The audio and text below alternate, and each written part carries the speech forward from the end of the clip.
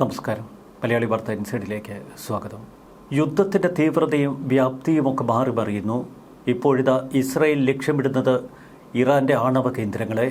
ഇസ്രായേലിന് നേർക്ക് കഴിഞ്ഞ 2 ദിവസങ്ങളായി അതിശക്തമായ മിസൈൽ ആക്രമണമാണ് ഇറാൻ തുടർന്നത്.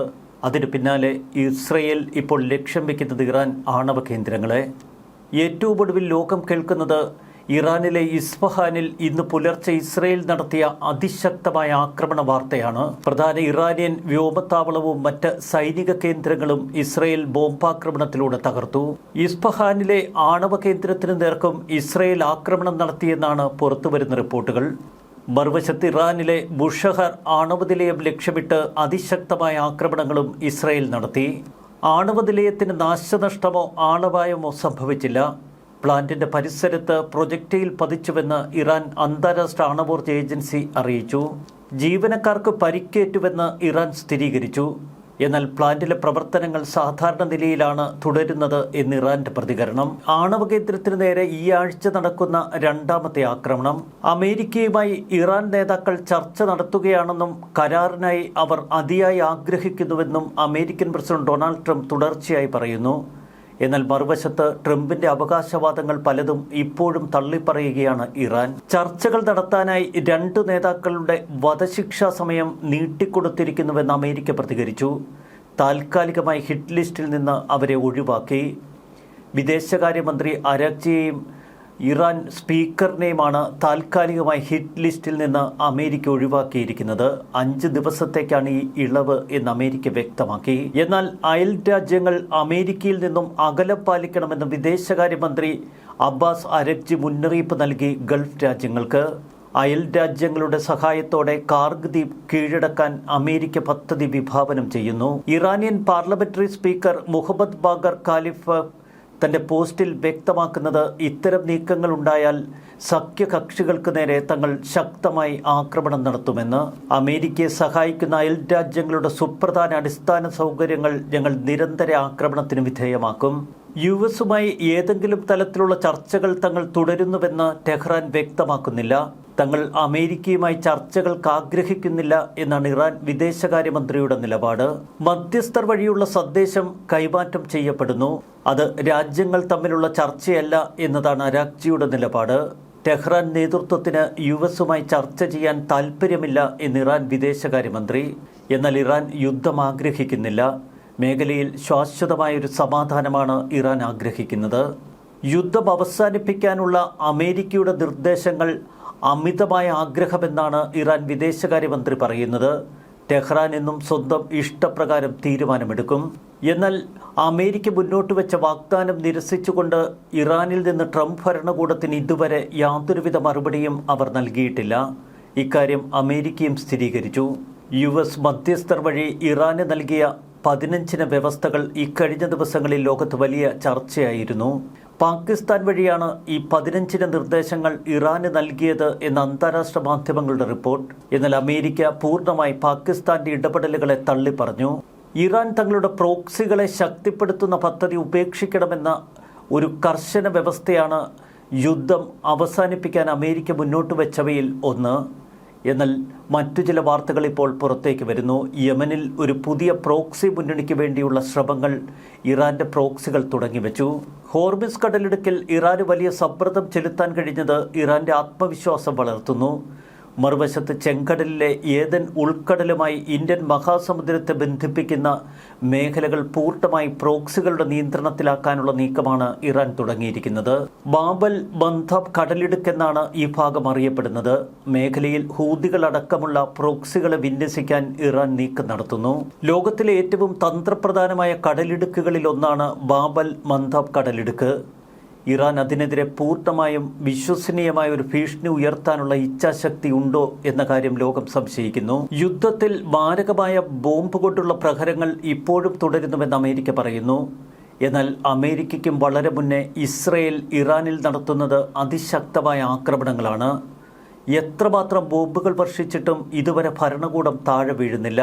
ഇറാനെതിരെയുള്ള ആക്രമണങ്ങളിൽ ലക്ഷ്യം കണ്ടുവെന്നാണ് ട്രംപ് വിശദീകരിക്കുന്നത്. എങ്കിലും മറുവശത്ത് ഇപ്പോഴും മാരകാക്രമണങ്ങൾ തുടരുമ്പോൾ പ്രത്യാക്രമണത്തിന് കഴിയുന്നു ഇറാന്.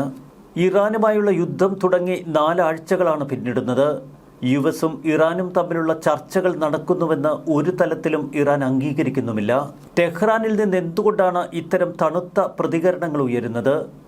ഒരുപക്ഷെ അമേരിക്കയ്ക്ക് മുന്നിൽ അവർ കീഴടങ്ങി എന്ന പ്രതീതി രാജ്യത്തുണ്ടായാൽ ഭരണകൂടത്തിനെതിരെ ജനങ്ങൾ പ്രക്ഷോഭവുമായി തെരുവിലിറങ്ങും എന്ന ഭയമാവാം. ഒരു വശത്ത് സ്വന്തം ജനതയെ ഭയക്കുന്ന ഇറാൻ ഭരണകൂടം, മറുവശത്ത് ഇസ്രായേലിനെയും അമേരിക്കയെയും ആക്രമണങ്ങളിൽ ഭയക്കുന്നു. എന്നാൽ ട്രംപ് പെട്ടെന്ന് യുദ്ധം അവസാനിപ്പിക്കുമോ എന്ന ആശങ്ക ഇസ്രായേൽ ഭരണകൂടത്തിലും ശക്തമാണ്. അതുകൊണ്ട് തന്നെയാണ് അവർ ഹിസ്ബുള്ള കേന്ദ്രങ്ങൾക്ക് നേരെ ഇറാനെതിരെയുള്ള യുദ്ധം തുടരുമ്പോഴും അതിശക്തമായ ആക്രമണങ്ങൾ നടത്തുന്നത്. ബെയ്റൂത്ത് മുതൽ ഇസ്രായേൽ വരെയുള്ള ഭാഗം പൂർണ്ണമായി പിടിച്ചടക്കുകയാണ് ഈ യുദ്ധത്തിൽ ഇസ്രായേലിൻ്റെ മറ്റൊരു ലക്ഷ്യം. ഈ നിർണായക ദൗത്യം പൂർത്തിയാക്കാൻ 4 ആഴ്ച മുതൽ 6 ആഴ്ച വരെ വേണ്ടിവരുമെന്നാണ് യുദ്ധത്തിൻ്റെ തുടക്കത്തിൽ പെൻറ്റഗൺ വ്യക്തമാക്കിയത്. അതിന് സമാനമായ തലത്തിലാണ് ഇപ്പോൾ കാര്യങ്ങളുടെ പോക്ക്. ഇറാൻ വളരെ വേഗം ഒരു കരാറിലെത്താൻ പാടുപെടുന്നു. എന്നാൽ അവർ അത് പുറമേക്ക് പറയാൻ ഭയപ്പെടുന്നുവെന്നാണ് അമേരിക്ക പറയുന്നത്. ഒന്നുകിൽ അവരുടെ തന്നെ ആളുകൾ ആ ഭരണകൂട അംഗങ്ങളെ കൊലപ്പെടുത്തും, അതല്ലെങ്കിൽ അമേരിക്കയും ഇസ്രയേലും ചേർന്ന് അവരെ കൊലപ്പെടുത്തുമെന്ന ഭയം ഭരണകൂടത്തിലുള്ളവർക്കുണ്ട്. മെയ് മാസമാണ് ചൈനീസ് നേതാവ് ഷീ ജിൻപിങ്ങുമായി ട്രംപ് ഒരു കൂടിക്കാഴ്ചയ്ക്ക് സമയം നൽകിയിരിക്കുന്നത്. മെയ് മാസത്തിലുള്ള ഈ കൂടിക്കാഴ്ചയ്ക്ക് മുൻപ് തന്നെ യുദ്ധം അവസാനിപ്പിക്കേണ്ടതുണ്ട് ട്രംപിന്. ഇറാൻ ഉന്നത ഉദ്യോഗസ്ഥരുടെ ഹിറ്റ് ലിസ്റ്റിൽ നിന്ന് ഇറാൻ വിദേശകാര്യമന്ത്രി അബ്ബാസ് അരാഗ്ചിയെയും പാർലമെന്ററി സ്പീക്കർ മുഹമ്മദ് ബാക്കർ കാലിഫാഫിനെയും യുഎസും ഇസ്രയേലും താൽക്കാലികമായി ഒഴിവാക്കിയെന്ന് അമേരിക്ക ഔദ്യോഗികമായി പറയുന്നു. ഇറാനുമായുള്ള ചർച്ചകൾ തുടരണമെങ്കിൽ ഈ 2 പ്രമുഖരെ അമേരിക്കയ്ക്ക് അനിവാര്യമാണ്. അതുകൊണ്ടാണ് തൽക്കാലം അവരെ കൊലപ്പെടുത്താനുള്ള പദ്ധതിയിൽ നിന്ന് പിൻവാങ്ങിയിരിക്കുന്നത്. ഇറാൻ തങ്ങളുടെ ആണവ പദ്ധതി നിർത്തലാക്കാനും ബാലിസ്റ്റിക് മിസൈലുകൾ പരിമിതമാക്കാനും തീവ്രവാദ പ്രോക്സികളെ പിന്തുണയ്ക്കുന്നത് നിർത്താനും ആവശ്യപ്പെട്ടുള്ള 15 നിബന്ധനകൾ. അവ ഇറാൻ അംഗീകരിക്കുമോ എന്ന് ഉറ്റുനോക്കുകയാണ് ലോകം. ട്രംപ് പെട്ടെന്ന് യുദ്ധം അവസാനിപ്പിക്കുമോ എന്ന ആശങ്ക മൂലമാണ് ഇക്കഴിഞ്ഞ 24 മണിക്കൂറായി ഇസ്രയേൽ അതിശക്തമായ ആക്രമണങ്ങൾ ഇറാനിൽ തുടരുന്നത്. പരമാവധി മുൻഗണനാ ലക്ഷ്യങ്ങൾ ആക്രമിച്ച് തകർക്കാൻ ഇസ്രയേൽ ശക്തമായി പോരാടുകയാണ്. വരുന്ന 48 മണിക്കൂറിനുള്ളിൽ ഇറാന്റെ ആയുധ ശേഖരം പരമാവധി തകർക്കുമെന്ന നിലപാടിലാണ് ഇസ്രയേൽ. മധ്യസ്ഥ ചർച്ചകൾ പുരോഗമിക്കുന്നു എന്ന് അമേരിക്ക പറയുമ്പോഴും എന്തുകൊണ്ടാണ് കരയുദ്ധത്തിനുള്ള ഒരുക്കങ്ങളുമായി അമേരിക്ക മുന്നോട്ട് നീങ്ങുന്നത്? ചർച്ചകളിൽ നിന്ന് ഇറാൻ വഴുതി മാറിയാൽ ഒരു കരയുദ്ധ പാത്രമാകും ട്രംപിന് മുന്നിലുള്ള പോംവഴി. ഇറാൻ നീക്കങ്ങളെ അതിവേഗം പ്രതിരോധിക്കാനുള്ള തന്ത്രങ്ങൾ അമേരിക്ക ഇപ്പോൾ പുറത്തെടുക്കുന്നു. അതിവേഗ പ്രതികരണ വിഭാഗമായ 82ാം എയർബോൺ ഡിവിഷനെ ഇപ്പോൾ മിഡിൽ ഈസ്റ്റിൽ വിന്യസിച്ചു. Division commander major general Brandon ടെയ്ക്മേറ്ററുടെ നേതൃത്വത്തിൽ 1000ഓളം സൈനികർ വരും ദിവസങ്ങളിൽ മേഖലയിൽ ചുവടുറപ്പിക്കും. പാരച്യൂട്ട് വഴി സംഘർഷ മേഖലകളിൽ ഇറങ്ങി മിന്നൽ ആക്രമണം നടത്തുന്നതിലാണ് ഇവർ വൈദഗ്ധ്യം നേടിയിരിക്കുന്നത്. ഇറാനുമായുള്ള സമാധാന ചർച്ചകൾക്കിടയിൽ ഒരു മിന്നൽ ആക്രമണത്തിന് ട്രംപ് മുതിരുമോ? സൈന്യത്തിലെ ഇമ്മീഡിയറ്റ് റെസ്പോൺസ് ഫോഴ്സിൽ പെട്ട ഒരു ബറ്റാലിയൻ സൈനികരും ഡിവിഷൻ സ്റ്റാഫുമാണ് ആദ്യഘട്ടത്തിൽ ഇപ്പോൾ മേഖലയിലേക്ക് തിരിച്ചിരിക്കുന്നത്. ചുരുക്കത്തിൽ ട്രംപ് അയറ്റുന്നത് ഇരട്ടത്തന്ത്രം. ഒരു വശത്ത് ചർച്ചകൾക്കുള്ള വാതിൽ തുറന്നിടുന്നു, മറുവശത്ത് മാരകമായ മിന്നൽ ആക്രമണത്തിനുള്ള പദ്ധതി മെനയുന്നു. മറുവശത്തിതാ ഇസ്രായേൽ സൈന്യത്തിന്റെ ടെൽ അവീവിലെ ആസ്ഥാനം ആക്രമിച്ചുവെന്ന് ഹിസ്ബുള്ളയുടെ അവകാശവാദം. ഇസ്രായേൽ സൈനിക ഇന്റലിജൻസിന്റെ സെൻട്രൽ ടെൽ അവീവിലുള്ള കേന്ദ്രം പ്രത്യേക മിസൈലുകൾ കൊണ്ട് ആക്രമിച്ചുവെന്നാണ് ഹിസ്ബുള്ളയുടെ അവകാശവാദം.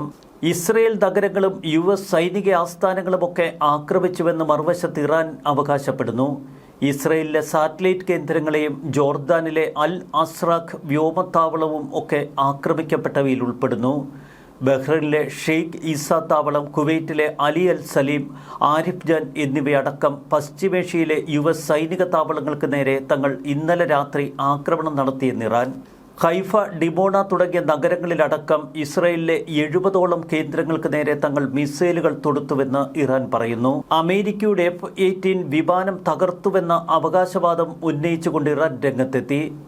അമേരിക്കയുടെ F-18 വിമാനം മിസൈലുകൾ ഉപയോഗിച്ച് ആക്രമിക്കുന്ന ദൃശ്യങ്ങൾ ഇറാൻ പുറത്തുവിട്ടു. ഇറാനിലെ പ്രസ് ടിവിയാണ് ഇത്തരമൊരു ദൃശ്യങ്ങൾ പുറത്തുവിട്ടത്. അമേരിക്കയുടെ F-18 വിമാനത്തെ ഇറാൻ ലക്ഷ്യം വെച്ചോ എന്ന വാർത്ത ഇതുവരെ സ്ഥിരീകരിക്കപ്പെട്ടില്ല. വെടിനിർത്തലിനായുള്ള ട്രംപിന്റെ ഉപാധികൾ തള്ളിയ ഇറാൻ 5 നിർദ്ദേശമാണ് ഇപ്പോൾ അമേരിക്കയ്ക്ക് മുന്നിൽ വെച്ചിരിക്കുന്നത്.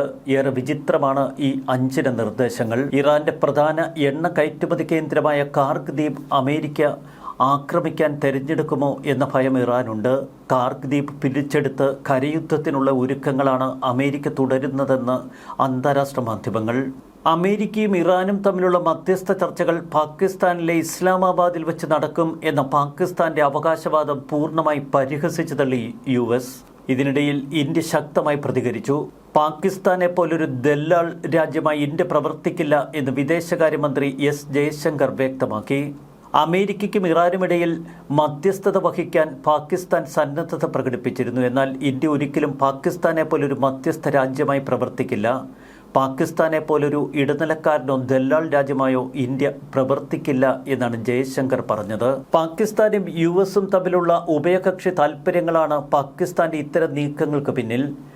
നിലവിലുള്ള യുദ്ധം അവസാനിപ്പിക്കാൻ US-നും ഇറാനും ഇടയിൽ തങ്ങൾ മധ്യസ്ഥരാകും എന്ന പാകിസ്ഥാൻ അവകാശവാദങ്ങളെ US-ഉം പരിഹസിച്ചു തള്ളി.